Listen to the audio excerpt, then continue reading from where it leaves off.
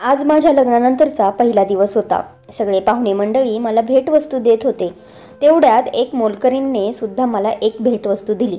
त्याच वेळेस माझ्या सासूबाईंनी तिच्या कानाखाली मारली आणि म्हणाली, तुझी हिंमतच कशी झाली. सासूबाईंनी त्या मोलकरीणला घरातून हाकलवून दिले. एक दिवस मला मार्केटमध्ये ती मोलकरीण भेटली आणि म्हणाली की माझी भेटवस्तू खोलून पहा, तुझा जीव वाचेल. घरी जाऊन मी लगेच ते गिफ्ट खोलले तेव्हा माझी शुद्धच उडाली. कारण आज पुन्हा मला पाहायला पाहुणे आले होते आणि नेहमीप्रमाणे मला ते पसंतसुद्धा करून गेले होते. परंतु मला माहिती होते की यावेळेससुद्धा माझे लग्न ठरणार नाही. संध्याकाळी आजीने मुलाकडच्यांना फोन केला आणि त्यांची माफी मागितली. हीच गोष्ट मला खूप त्रास देत होती की शेवटी माझी आजी माझे लग्न का होऊ देत नव्हती. मला तिच्या प्रेमाबद्दल कधीच कसल्याही प्रकारची शंका नव्हती. कारण माझी जन्मदाती आई हे जग सोडून गेल्यानंतर आजीच होती जिने मला आईचे प्रेम दिले होते. ती एक माझी मैत्रीण होती. कारण नेहमीच तिला माझे दुःख कळायचे. ती माझ्या आईसमानच होती. तिच्यावर माझे खूप प्रेम होते. त्यामुळेच मी तिच्यावर कधी संशय घेतला नाही. मला माझ्या मैत्रिणी म्हटल्या होत्या की तू तुझ्या बापाच्या घरी बसून बसून म्हातारी होऊन जाशील, पण तुझी आजी तुझे लग्न होऊ देणार नाही. कारण कदाचित त्यांना एकटीला राहायला भीती वाटत असेल. या जगात फक्त तूच तर आहेस जी त्यांना समजू शकते. आपला सगळा वेळ त्यांना देतेस. मी माझ्या मैत्रिणींचे बोलणे ऐकून हसायचे आणि म्हणायचे की असे काहीच नाही जसे तुम्ही समजत आहात. माझ्या आजीला माझे लग्न कोणत्या अडतूस फडतूस घराण्यात करून द्यायचं नसेल. तिला माझ्यासाठी खास मुलगा शोधायचा असेल. मी कायमच हाच विचार करून शांत बसायचे. परंतु यावेळेससुद्धा आजीने असेच केले. यावेळेससुद्धा आजीने स्थळाला नकार दिला होता. त्यामुळे मला आता विचित्र काहीतरी जाणवायला लागले होते. म्हणजे याचा अर्थ माझ्या मैत्रिणी बरोबर बोलत होत्या का? संध्याकाळी जेव्हा बाबा घरी आले तेव्हा आजीला म्हणाले, आज जे लोक मीराला पाहायला आले होते ते तुला कसे वाटले? तेव्हा आजी ठसक्यात म्हणाली, अरे दे तो विषय सोडून. माहिती नाही कुठून तोंड उचलून आले होते. खूपच भिकारी दिसत होते. मी माझ्या नातीचे लग्न अशा लोकात अजिबात होऊ देणार नाही.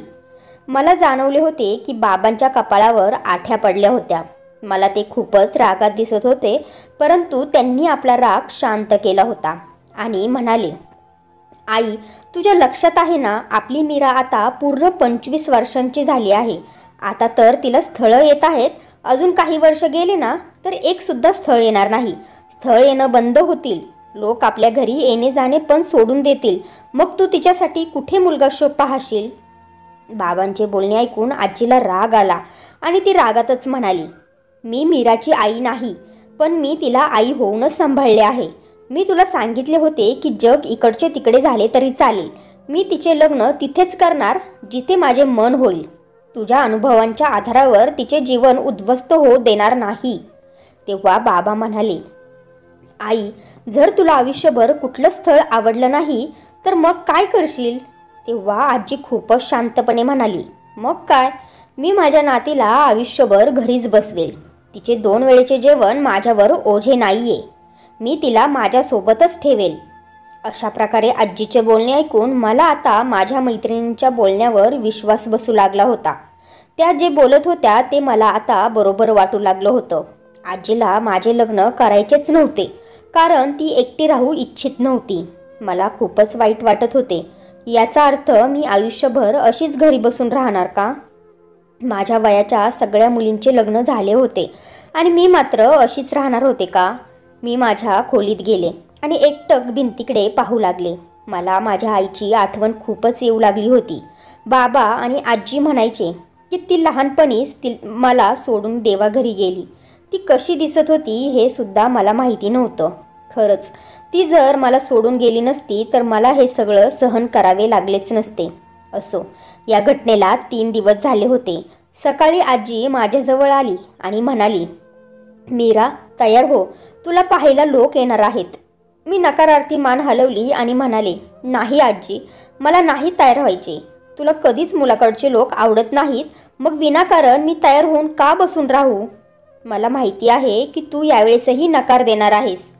माझे बोलणे ऐकून आजी हसली आणि म्हणाली, अगं मीरे, कदाचित हे लोक अगदी तसेच असतील जसे मी तुझ्यासाठी शोधत होते.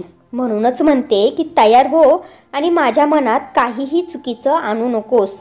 मी मात्र गप्प बसले आणि आजीला खुश करण्यासाठी तयार झाले. मी त्या लोकांसमोर गेले जे मला पाहायला आले होते. मला पाहायला 2 महिला आणि 1 पुरुष आले होते. त्या 2 महिला मला पाहून खूपच खुश झाल्या होत्या. त्यापैकी एका महिलेने पटकन आपल्या पर्समधून 10,000 रुपये काढले आणि माझ्या हातात दिले. मला इतक्या घाईत पैसे दिले जात असल्यामुळे मी थोडी गोंधळून गेले. तेव्हा मी आजीकडे प्रश्नार्थक नजरेने पाहिले. आजीच्या चेहऱ्यावर हसू होते आणि तिने मला पैसे स्वीकारण्याचा इशारा केला. मी ते पैसे घेतले आणि स्वयंपाकघरात गेले. माझे हृदय खूपच जोरजोरात धडधड करत होते. खरंच हे स्थळ आजीने मान्य केलं होतं का? मला आनंद तर होत होता, पण अजूनही मी आजीवर पूर्ण विश्वास ठेवू शकत नव्हते, कारण कधीही ती तिचा निर्णय बदलू शकत होती. काही वेळानंतर ते पाहुणे परत गेले. संध्याकाळी जेव्हा बाबा घरी आले तेव्हा आजीने त्यांना मिठी मारली आणि म्हणाली, खूप खूप अभिनंदन माधव, मुलाचा होकार आला आहे आणि मलाही हे स्थळ पसंत आहे. बाबांनी माझ्याकडे हसून पाहिले आणि म्हणाले, बरं आई, आता सांग की त्यांच्यामधली अशी काय विशेष गोष्ट आहे जी तुला आवडली, ज्यामुळे तू त्यांना होकार दिलास. तेव्हा आजी म्हणाली, ते आपल्या शहरातील खूपच श्रीमंत लोक आहेत. आजीचे बोलणे ऐकल्यावर बाबांच्या चेहऱ्याचा रंगच बदलला होता. त्यांच्या डोळ्यात आश्चर्य दिसत होते. ते शांतपणे म्हणाले, पण आई, हे सगळं. बाबा बोलतच होते की आजीने त्यांच्या तोंडावर हात ठेवला आणि म्हणाली, मला माहीत आहे की मला काय करायचे आहे. मला खात्री होती की एक दिवस माझ्या नातीसाठी चांगले स्थळ येईल आणि बघ, देवाने माझं ऐकलं. बाबांनी नकारार्थी मान हलवली आणि म्हणाले, नाही आई, मी माझ्या मुलीचं लग्न श्रीमंत लोकात अजिबात करू देणार नाही. त्यांचा आणि आपला मेळ काहीही बसणार नाही. अशा श्रीमंत घरात फक्त बायकांना सहन करावं लागतं. मी माझ्या मुलीला खूप लाडात वाढवलं आहे. तिचे लग्न अशा लोकात होण्यासाठी नाही. तेव्हा आजी म्हणाली, बस बस माधवा, आता तू काहीही बोलायचं नाही. मी त्यांना होकार कळवला आहे. मी तिचे लग्न ठरवले आहे. मी माझ्या नातीचे आईसारखं पालनपोषण केले. मला इतका तरी अधिकार आहे ना? हो ना माधवा? आजीचे बोलणे ऐकून बाबा शांत झाले होते, पण त्यांच्या चेहऱ्यावरची नाराजी मला स्पष्ट दिसत होती. बाबा या स्थळासाठी अजिबात तयार नव्हते. मी सुद्धा खूप आश्चर्यचकित झाले होते, कारण आजीने हे स्थळ फक्त त्यांची श्रीमंती पाहून स्वीकारले होते का? माझी आजी तर खूप साधी स्त्री होती. तिला साधेपणाच आवडत होता. तिने कायमच गरिबीत जीवन व्यतीत केलं होतं, परंतु ओठांवर कधीही तक्रार आणली नव्हती. आपले संपूर्ण जीवन पूजा पाठ करण्यातच घालवलं आणि नेहमी देवाचेच आभार मानत होती. परंतु जेव्हा माझी वेळ आली तेव्हा तिने अशी स्थळं नाकारली जी आमच्या बरोबरीची होती, जी आमच्या परिस्थितीला साजेशी होती. आणि आता जेव्हा माझ्यासाठी एका मोठ्या श्रीमंत घरातून स्थळ आले आहे तेव्हा आजीने त्यांना लगेचच होकार दिला. फक्त श्रीमंत असणं तिच्या होकारासाठी पुरेसं होतं का? रात्रीच्या वेळेस बाबा माझ्या खोलीत आले आणि मला म्हणाले, मीरा बाळा, तुझ्या आजीने जे स्थळ तुझ्यासाठी स्वीकारले आहे त्याबद्दल तुझे काय मत आहे बाळा? तेव्हा मी बाबांना म्हणाले, मला तर काहीच माहिती नाही. ते लोक कसे आहेत, मुलगा कसा आहे, काय करतो, फक्त आजीने होकार दिला आहे. मला तेवढे पुरेसे आहे. मला तर लग्न तुम्हा दोघांच्या इच्छेनुसारच करायचे आहे. तुम्ही तिथे सांगाल तिथेच मी मान खाली घालून लग्न करेल. तेव्हा बाबा हसले आणि म्हणाले, मी हे नातं जोडण्यासाठी तयार नाही मीरा. मी एक गरीब माणूस आहे पोरी. तुझ्यासाठी खूप मोठ्या श्रीमंत घरून स्थळ आले आहे. मी आयुष्यभर मेहनत केली तरीही त्या लोकांसाठी हुंडा जमा करू शकणार नाही. त्या लोकांचा या शहरात एक दबदबा आहे, एक मोठी ओळख आहे. मला याची भीती वाटते की तुला आयुष्यभर टचके टोमणे ऐकावे लागू नये. त्यामुळेच मला वाटत होते की तुझे लग्न आपल्या बरोबरीमध्येच व्हावे. तेव्हा मी खांदे उडवले आणि म्हणाले, मग हे बोलणे तुम्ही आजीसोबत बसून करा ना बाबा. मी तुम्हाला आधीच सांगितले आहे की मी तिथेच लग्न करेल जिथे तुम्ही सांगसाल. तेव्हा बाबांनी माझ्या डोक्यावर प्रेमाने हात फिरवला आणि खोलीतून बाहेर गेले. नंतर मला माहिती नाही की आजी आणि बाबांमध्ये काय चर्चा झाली.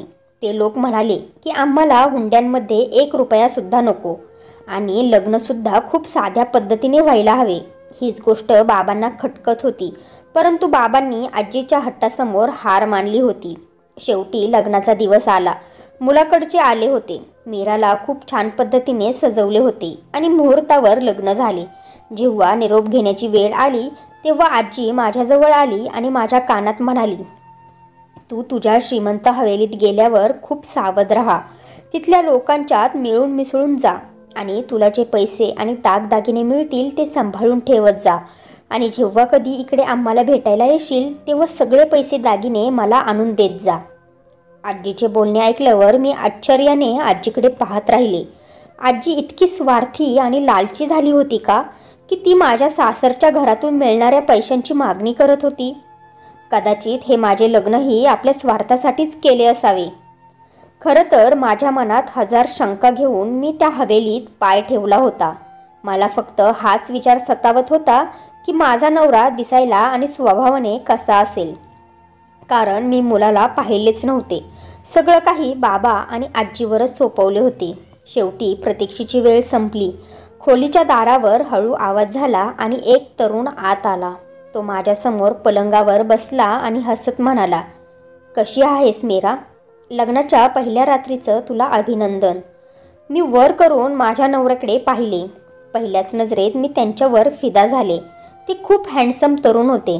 त्यांचा आवाजही मॅग्नेटिक होता. मी त्यांचे आभार मानले. मला ते अजिबात गर्विष्ठ वाटले नाही.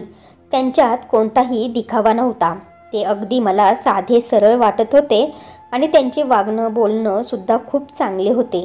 ते मला म्हणाले, मीरा, आमच्या हवेलीत तुला अनेक वेगवेगळ्या आव्हानांना सामोरे जावे लागेल, पण मी तुला वचन देतो की मी नेहमी तुझ्या पाठीशी उभा असेल. त्यांचे बोलणे ऐकून मला खूप आनंद झाला होता की एक जोडीदार म्हणून मला खूप चांगला माणूस भेटला होता. दुसऱ्या दिवशी सकाळी मी नटून थटून खोलीच्या बाहेर आले होते. सगळे मला कौतुकाने पाहत होते. घरातली वरिष्ठ मंडळी माझी नजर उतारत होते. या हवेलीत खूप सारी माणसं होती. जे कोणी पाहत होते ते मला आशीर्वाद म्हणून कितीतरी हजार रुपये देत होते. मी याबद्दल राहुल सोबत बोलले तर ते म्हणाले की ही आमच्या घराण्याची प्रथा आहे. नवीन नवरीला प्रत्येकजण काही ना काही गिफ्ट देतच असतो. मी ते सगळे पैसे माझ्या पर्समध्ये ठेवत होते तेव्हाच मला माझ्या आजीची आठवण आली. हे पैसे मला तिला द्यायचे होते. मला काहीतरी विचित्र वाटू लागलं की एवढे सारे पैसे तिला मी कशी देऊ शकत होते. जर राहुल किंवा त्यांच्या घरच्यांनी मला याबद्दल विचारले तर मी त्यांना काय उत्तर देणार होते. मी याच विचारात मग्न झाले होते की एक मोलकरीण माझ्याकडे आली. तिने माझ्या डोक्यावर हात ठेवला आणि म्हणाली, मॅडम, मी तुम्हाला काय भेटवस्तू देऊ? मी हसून तिला म्हणाले, तुम्ही माझ्या येणाऱ्या भविष्यकाळाबद्दल देवाजवळ प्रार्थना करा. तिने हात माझ्या डोक्यावर फिरवला आणि म्हणाली, मी तुमच्यासाठी देवाजवळ प्रार्थना करते की. तेवढ्यातच घरातल्या सगळ्या मोलकरीणसुद्धा तिथेच आल्या. सगळ्या एक लाईनमध्ये उभ्या राहिल्या. एक एक पुढे येत होती आणि आपल्या परिस्थितीनुसार मला भेटवस्तू देत होती. मी माझ्या सासूकडे पाहिले की मला घरातल्या मोलकरीणकडून भेट घ्यायला हवी की नाही. तेव्हा सासूबाईंनी भेटवस्तू घेण्याचा मला इशारा केला. जेव्हा त्या सगळ्या मोलकरीण निघून गेल्या तेव्हा सासूबाई माझ्याजवळ आल्या आणि मला म्हणाल्या, भेट ही नेहमी स्वीकार केली पाहिजे.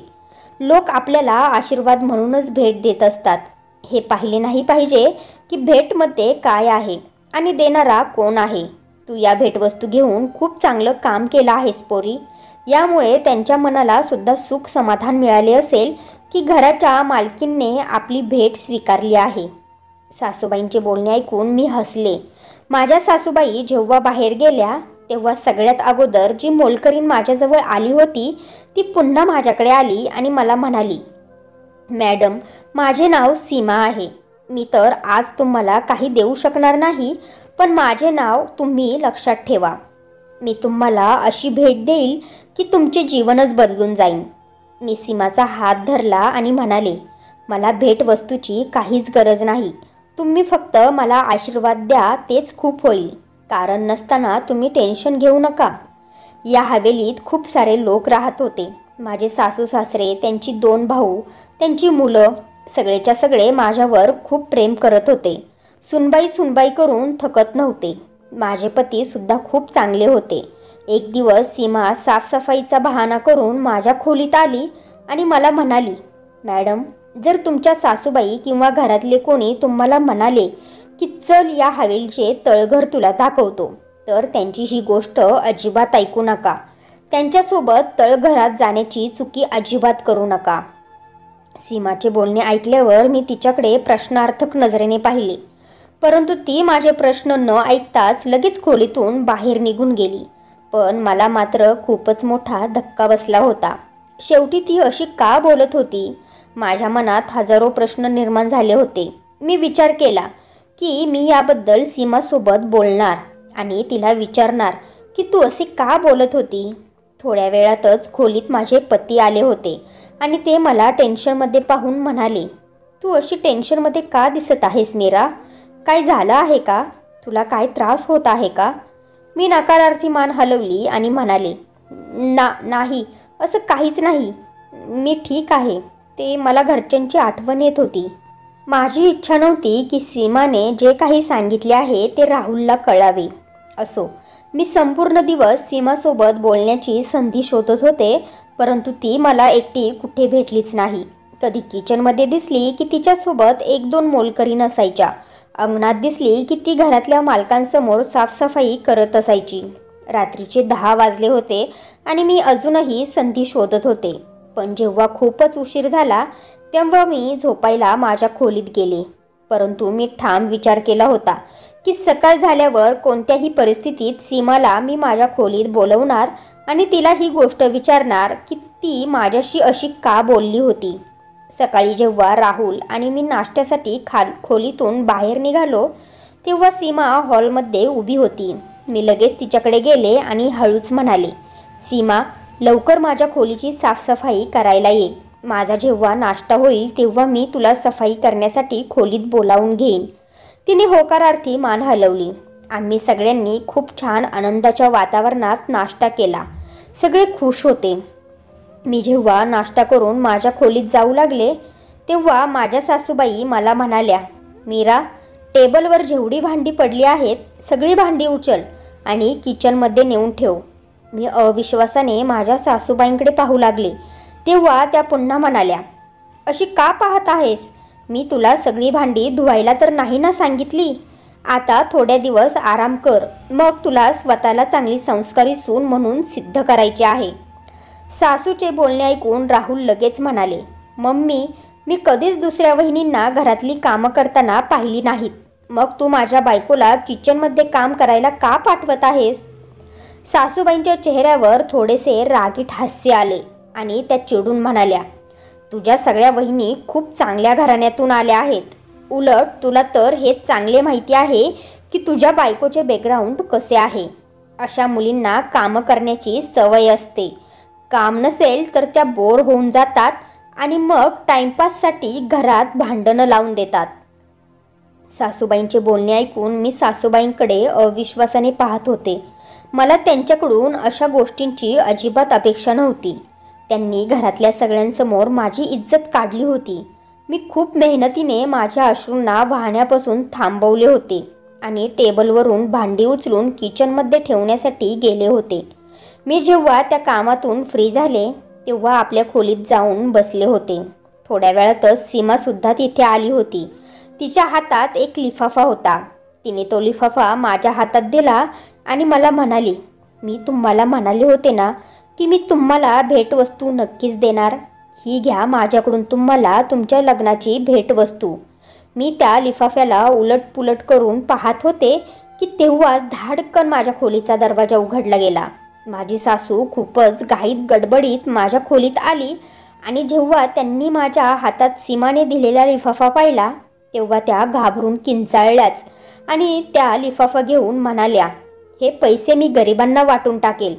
त्या सीमाकडे पाहून म्हणाल्या, यामध्ये पैसेच आहेत ना?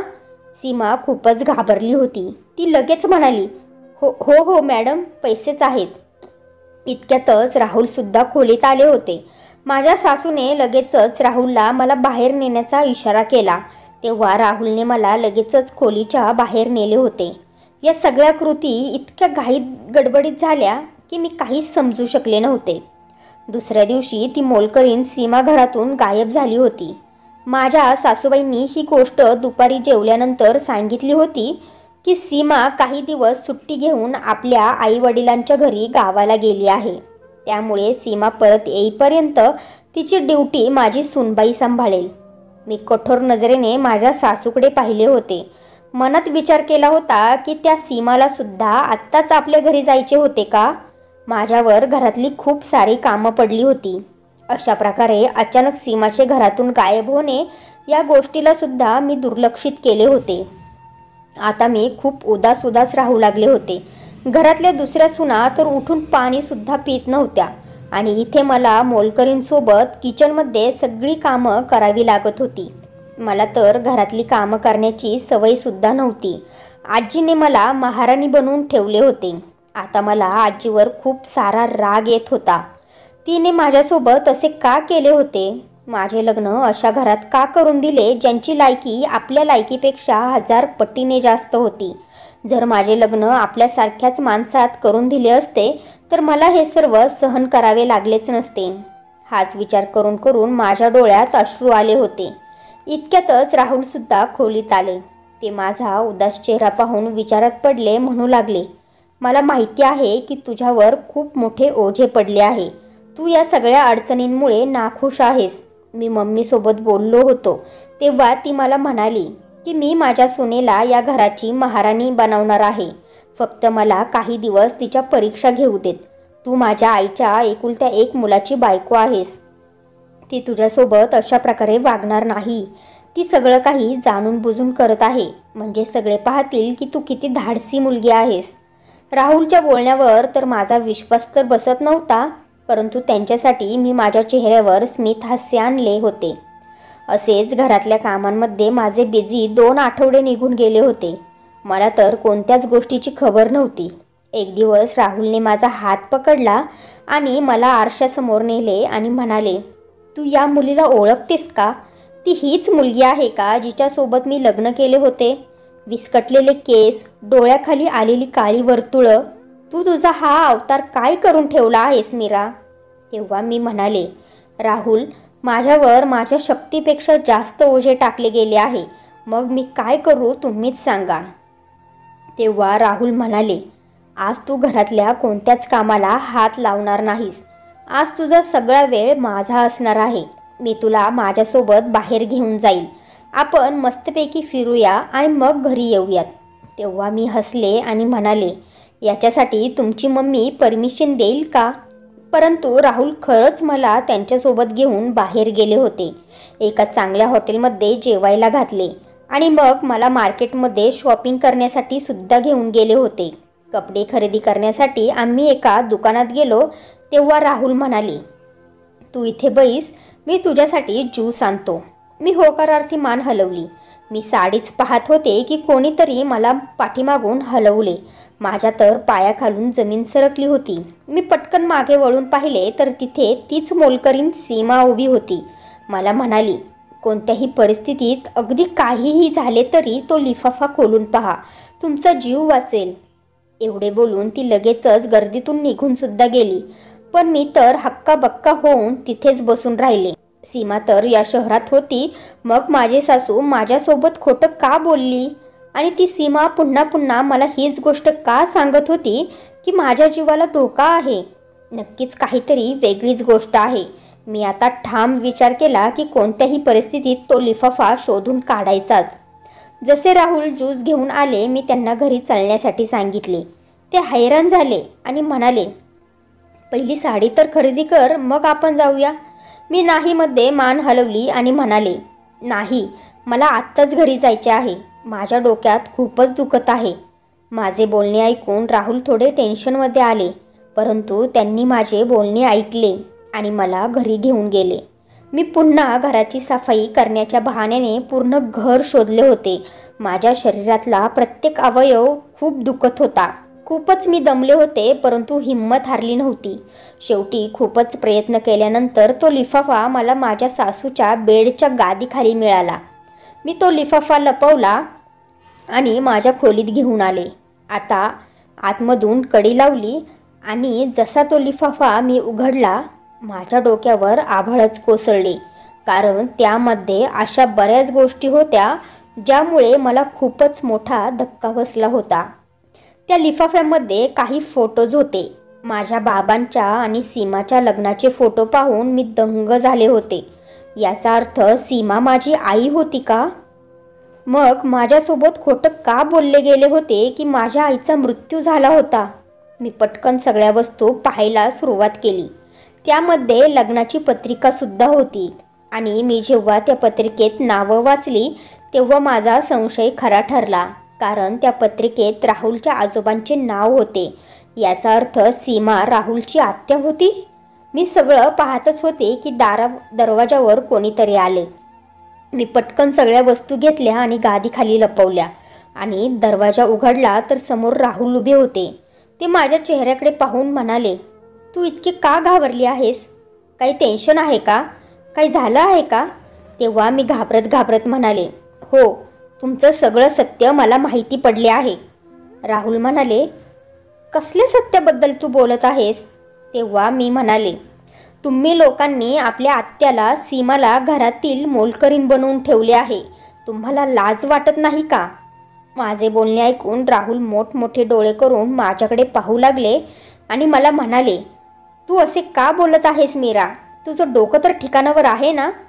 मी सगळे पुरावे राहुल समोर ठेवले. त्या सगळ्या वस्तू पाहून त्यांच्या चेहऱ्यावरचा रंगच उडाला होता. मी म्हणाले, आता बोला, तुम्हाला याबद्दल काय बोलायचे आहे? तेव्हा राहुल म्हणाले, हे बघ मीरा, मला याबद्दल काहीच माहिती नाही. मी शपथ घेऊन सांगतो. हो, पण मी तुला वचन देतो की संपूर्ण सत्य तुझ्यासमोर आणणारच. मला विश्वास बसला की राहुल माझ्यासोबत आहे. मी सगळ्या वस्तू पुन्हा लपवल्या होत्या. संध्याकाळचे 7 वाजले होते की सासूबाई माझ्या खोलीत आल्या आणि म्हणू लागल्या, सुनबाई, चल मी तुला हवेलीचे तळघर दाखवून आणते. तिथे काही कामं पडले आहेत जे तुला करायचे आहे. तसे तर तुला आता हवेलीचा कोपरा न कोपरा माहिती पडला आहे. आता तुला तळघरसुद्धा दाखवते. सासूचे बोलणे ऐकून एकदम माझ्या मनात पाल चुकचुकली. माझ्या डोक्यात घंटी वाजली. मी लगेच म्हणाले, तुम्ही पुढे व्हा सासूबाई, मी येतेच. मी लगेच मोबाईल उचलला आणि राहुलला सांगितले की तुमची मम्मी मला हवेलीच्या तळघरात घेऊन चालल्या आहेत. जर मी गायब झाले तर मला इथे शोधा. राहुलला मेसेज करून मी लगेच बाहेर आले. माझ्या सासूबाई मला तळघरात घेऊन गेल्या आणि तिथे तेच घडले ज्याची मला भीती होती. सासूबाईंनी मला एका खोलीकडे नेले आणि धक्का दिला आणि दरवाजा बंद करून बाहेरून कडी लावली होती. मला खोलीत बंद केले होते. त्या खोलीत साधा 0 बल्बसुद्धा नव्हता. मी भीतीने थरथर कापत होते आणि अशीच वेळ निघून जात होती. खोलीत संपूर्ण अंधार पसरला होता. सकाळची रात्र झाली तेव्हा कोणीतरी दरवाजा खोलून आतमध्ये आले आणि माझ्यासमोर येऊन उभे राहिले. ते राहुल होते. त्यांनी माझा हात पकडला आणि मला त्यांच्यासोबत घेऊन हवेलीत गेले. हॉलमध्ये सगळे लोक जमा झाले होते. राहुल म्हणाले, मम्मी, ही माझी पत्नी खाली तळघरात एका खोलीत बंद का होती? तिथे कोणी तिला बंद केले होते? तू तर म्हणत होतीस की मीरा घरातल्या नोकरासोबत पळून गेली आहे. तू मला असे खोटं का सांगितलेस? राहुलचे बोलणे ऐकून माझी सासू एकदमच घाबरली आणि म्हणाली, अरे राहुल, तुझी बायको मीरा नोकरासोबत पळून जाणारच होती, पण आपल्या घराण्याची इज्जत जावी नाही म्हणून मी तिला पकडले आणि खाली तळघरात बंद करून ठेवले होते. आपल्या मम्मीचे बोलणे ऐकून राहुल जोरात ओरडले आणि म्हणाले, खोटं खोटं खोट्यावर खोटं, तू फक्त खोटं बोलत आहेस मम्मी. राहुल बोलतच होते की माझे सासरे मध्येच म्हणाले, मी तुझ्या मम्मीला सांगितले होते की तिला खाली तळघरात खोलीत बंद करून ठेव. माहीत आहे का? कारण ही मीरा तुझ्या आत्याची म्हणजे सीमाची मुलगी आहे. तुझे आजोबा म्हणजे माझे वडील सीमावर खूप प्रेम करत होते. तिचे खूप लाड करायचे. एवढ्या मोठ्या संपत्तीमधला अर्धा हिस्सा तिच्या नावावर केला होता आणि अर्धा हिस्सा आमच्या 3 भावांच्या नावावर केला. तेव्हाच आम्हा तिघांना खूप राग आला होता. पण तुझ्या आत्याने माहिती आहे नंतर काय केले? एका गरीब मुलाबरोबर ती पळून गेली आणि त्याच्यासोबत लग्न केले. आम्हाला तिला पुन्हा आपल्या घरी आणायचे होते, पण तुझ्या आजोबांनी नकार दिला आणि म्हणाले की जर ती तिकडे खुश असेल तर तिला तिचा संसार करू द्या. आम्ही तिघेही भाऊ काहीच बोलू शकलो नाही आणि हातावर हात घेऊन बसलो. त्यानंतर काही वर्षातच तुझ्या आजोबांचा मृत्यू झाला आणि मग त्यानंतर सीमाला आम्ही जबरदस्ती या हवेलीत घेऊन आलो. तिच्याकडून आम्ही प्रॉपर्टीच्या सह्या घेणार होतो तेव्हाच कळाले की तिने सगळी संपत्ती तिच्या मुलीच्या नावावर केली आहे. जेव्हा तिची मुलगी 30 वर्षांची होईल तेव्हाच ती पूर्ण प्रॉपर्टीची मालकीण होणार होती. आम्हा तिघा भावांना खूप राग आला होता. त्यामुळे त्या सीमाला आम्ही घरातील मोलकरीण बनवून ठेवले आणि तिला तिच्या मुलीच्या मरणाची भीती दाखवू लागलो. त्यानंतर आम्ही तुझे लग्न सीमाच्या मुलीसोबत करून दिले म्हणजे आपली प्रॉपर्टी आपल्याला परत मिळेल. पण तुझ्या मम्मीला जाणवले की सीमा आपल्या मुलीला सगळं सत्य सांगणार आहे. त्यामुळे आम्ही तिला तिच्या मुलीच्या मरणाची धमकी देऊन दुसऱ्या हवेलीत पाठवले आणि या मीराला तळघरात बंद केले. तिला त्या तळघरात तोपर्यंत आम्ही बंद करणार होतो जोपर्यंत ती 30 वर्षांची होत नाही. जेव्हा ती 30 वर्षांची होईल तेव्हा आम्ही तिच्याकडून जबरदस्ती सही करून घेणार होतो आणि मग तिचा बंदोबस्त करणार होतो. सासऱ्यांचे हे सगळे बोलणं ऐकल्यावर मी तर थरथरच कापत होते. तेव्हा राहुल म्हणाले, तुम्ही माझे आईवडील आहात याचीच मला आता लाज वाटत आहे. तुम्ही पैशांच्या लालचेमध्ये इतके आंधळे झाले की नात्यांची सुद्धा कदर ठेवली नाहीत आणि बहीण भावामध्ये लग्न करून दिले. मीरा ही माझ्या आत्याची मुलगी म्हणजे आत्ते बहीण होती. शी, लाज वाटते मला तुम्हाला आईवडील म्हणण्याची. राहुलने माझा हात पकडला आणि मला बाहेर घेऊन गेले. माझ्या आईला सुद्धा त्यांनी बोलवले आणि मला घेऊन ते बाबांच्या घरी गेले. आई आणि बाबा पूर्ण 25 वर्षानंतर एकमेकांना पाहत होते. दोघेही जोरजोरात रडू लागले होते. तेव्हाच आजी म्हणाली, आता तुला कळाले का मी येणाऱ्या प्रत्येक स्थळाला का नकार देत होते? कारण मला माझ्या सुनबाईला वाचवायचे होते आणि हे काम माझी मीराच करू शकत होती. आता आजीला हे कोण सांगणार होते की सुनेला वाचवताना ती आपल्या नातीला सुद्धा गमावणार होती. असो, देवाने आपले काम केले होते आणि आम्ही सर्व एक झालो होतो. राहुलने आपल्या आईवडिलांना वेगळं राहण्याची गोष्ट सांगितली होती. राहुलने आपल्या मेहनतीने कमावलेल्या पैशांनी एक फ्लॅट खरेदी केला आणि आम्ही त्यामध्येच राहत होतो. राहुल कधीकधी आपल्या आईवडिलांना सुद्धा भेटायला जात होते. मी सुद्धा माझ्या आईवडिलांना जाऊन भेटत होते कारण माझी आई आता आपल्या पतीच्या घरी पतीसोबत राहत होती आणि आपल्या सासूची खूप सेवा करत होती. तर फ्रेंड्स, तुम्हाला ही स्टोरी आवडली असेल तर व्हिडिओला लाईक करा आणि आपल्या नात्यांचा स्पर्श या चॅनेलला सबस्क्राईब करा आणि बेल आयकॉनवर क्लिक करून ऑलवर सेट करा म्हणजे पुढची व्हिडिओ तुम्हाला लगेच मिळेल. धन्यवाद.